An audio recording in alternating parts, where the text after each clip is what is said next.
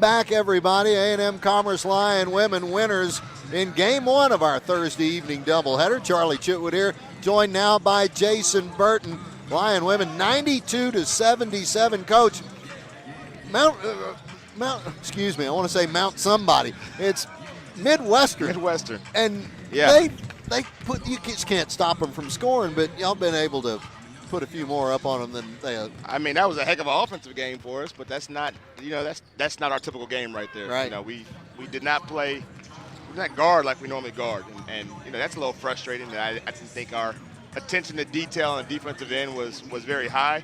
But we played a heck of a game on offense, man, and we really needed that fourth quarter. We shot, I think, 60+ % in the fourth quarter.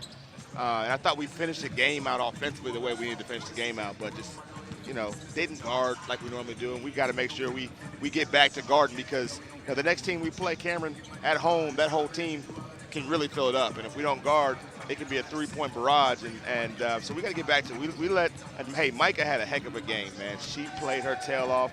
I thought Cathcart had a good game, but the way Micah was playing, I mean, she carried him. She carried him and really put him in position to have a chance to win that game.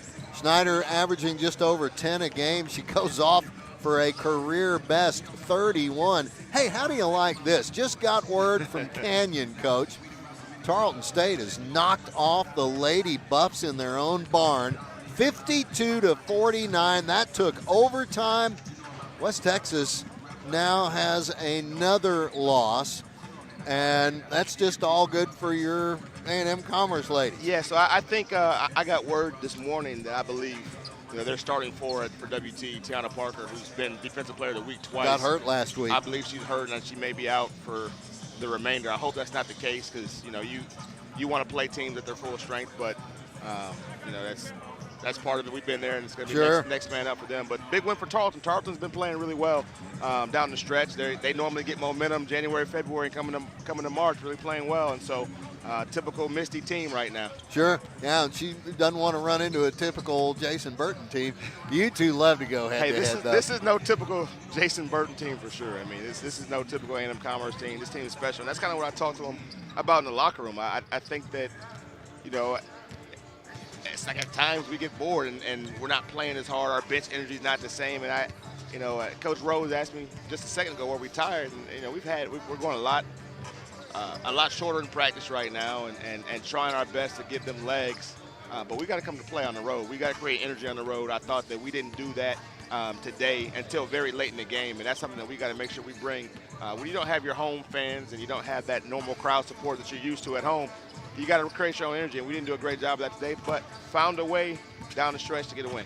That's right. Well, you were sucking the energy out of this crowd for the bulk of the contest, Coach. We were cranking up the mic there. Look at all these personal bests, though, that just popped up. We had some players step up and play some huge games. Alexis Bryant, 21-10. I don't know that she's had a 20-10 game before. She hasn't scored 20. 16 was her previous best. Well, there you go. Amazingly. She has not had a 20-10 game. That I thought, Madison Glass stepped up 20. I thought Deani Robinson, her play off the bench, especially when Madison Glass picked up her second foul in the first half. Deani had to play extended minutes in the first quarter or second quarter.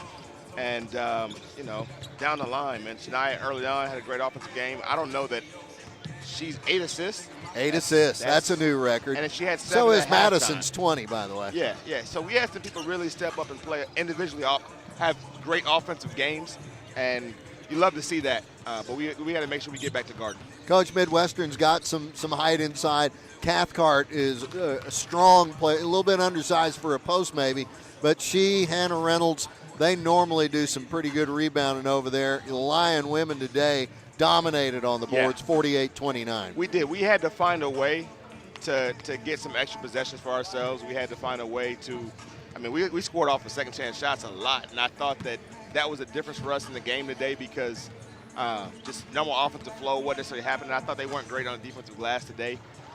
But our girls did do a good job of crashing the offensive glass and just finding a way to get us extra possession. But I'll say this about Midwestern, with Noelle not being there, I thought they just played extremely hard from start to finish. And even when the game was kind of out of reach in that last minute, they continued to play hard. They continued to play until that final buzzer went out. And that's what you want. That's how Noelle has her teams playing. They have them playing hard, and they play extremely well at home. And I told them, this is a team, and it's all teams. Everybody's fighting for something right now. And Sure. And a lot of teams trying are to get fighting to the tournament. conference tournament right now. And so you're going to get teams' best shot. And they have nothing to lose, especially when you're playing a team that's undefeated. Who doesn't want to say we're the team that knocked off the undefeated team? But that team played extremely hard, and they got a chance to make a run down the stretch. All right, Coach, the key, there was that third quarter stretch where Midwestern was able to outscore you. In fact, they ended up for the quarter outscoring you just by 6. What do you think was the key to that? I know some of it had to do with Micah Schneider and all the three-pointers she was burying. Well, they came out the gate, and first play of the second half, backdoor layup. And, we came down. I did think we got some good shots offensively that just didn't fall, and they executed. They came out at halftime. They made their adjustments. They executed. They cut it to a 6-point game. And, the resolve of our team showed we came back and played like we're capable of playing. But it's those little runs that you got to expect. You know good teams are going to make those runs. You hope it doesn't happen right after halftime. We go and we made our adjustments. We talked about what we need to do. I didn't think we came out crisp in the second half, but we adjusted later on in the third quarter and kind of stopped the bleeding a little bit. Message to the team after this one, you got a quick turnaround for the next one, and on the road they're a little bit more magnified. The message is on the road you got to find a way to win. And you got to find a way to create energy, and you got to be a little bit more disciplined, a little bit more sharp into what we do. And I didn't think that our attention to detail was very high. And on the road, it has to be. You got to make sure on defense, you know what you're in. You're talking your switches. You know your matchups, especially this next game where they pass the ball one time and somebody can shoot it. Pass again, that person can shoot it, and you got to close out with a high hand. And we got to make sure just our attention to detail is at a high level. I thought we were a little bit hugged up to our man, kind of like you do in middle school when you got a wristband, I got a wristband, you guard it, and you just hug that person the whole time. We weren't in help side like we normally are. We weren't in gaps. And we just got to get back to our defensive principles. Coach, the two gyms that we get to visit on this trip are very different. Very different. Spacious dome here at DL Ligon, and we go to the Cracker Box on Saturday. Yeah. Aggie Gym's still one of my favorites in the Lone Star, it's though. Loud. It's yellow. It is that. And but it's a gym. It's a shooter-friendly gym, and that team is just so comfortable shooting in that gym, and so. Man, it's definitely contrasting styles and more like the Western New Mexico type of feel. But I think that the good thing about this trip is we get to go there. We'll leave tonight, go to Lawton, and you get to practice in their gym tomorrow. You get to shoot around if we want to on Saturday. We'll probably just get to the game early on Saturday and let the girls sleep in. But you get a chance tomorrow night to really get in there and practice and get some shots up and get comfortable in their gym, and that's what we'll do. We'll take advantage of that and then regroup and get ready to play and find a way to get 2 on this road trip. Coach, I know that it's just like one of many boxes that you're trying to check off of what do we want that we don't want anybody else to have. And that starts with a division championship in the easternmost division. I've decided, I think Jeremy Bryant, the broadcaster for Angelo State, ought to be the Bryant division out west. And then I'll let Casey Hogan, my buddy at Tarleton, he can be the Hogan division for Tarleton and all that. And this is the Chitwood division? Well, why not? I've never had a division named after me. Have you? No, I haven't. They're kind of fun, but you win this, you will clinch it outright Saturday with a win over Cameron. Really, the division title, that's going to be absolutely nothing but something pretty to hang on the wall when there's higher aspirations, a conference title, a tournament title, and then an NCAA title. Yeah, when you look at it right now, we got 5 games left, and with WT having 3 losses and Lubbock Christian having 3 losses, now you're 3 wins away from clinching the conference title. And I think that's the one that you got to look at. You got to find a way to win 3 games. And more than that, I think it's a team that we don't have to lose. Why do we have to lose? We just got to come to play every day. And I think that when we do that, we got a chance to win every game. And I told them that was the message at the end of the game, is that this team is special. And you can't take any game for granted. We have a chance to really make history and do something that very few people even have. This is a once-in-a-lifetime opportunity to go undefeated.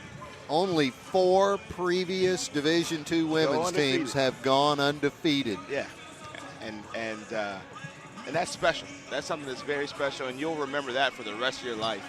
And it's these little games, it's these games where you beat a team already, and you got to go and play them again, and they got to go play them at their place. And it's a lot harder to beat a team the second time, and it's definitely a lot harder to beat them the second time when it's at their place. And so, everything's got to be a little bit tighter, a little bit more crisp. Attention to detail's got to be higher. But you gotta love these moments, like, because you don't get them back. And I think that that's something that's that experience you get after you get older. You look back on your career like, man, I wish I would have did that. And you hope that some of this stuff sinks in right now, and because we got a huge opportunity, this team is capable of doing it. All right, Coach, thank you so much. Congratulations, another fine one. And you get the division crown, the Chitwood division crown, on Saturday, right? Yeah, thank you. All right, Jason Burton. Appreciate it. All right, Lion women, by the way, are now sitting on top of the world with a 23-0 mark, 17-0 in Lone Star play. Nobody's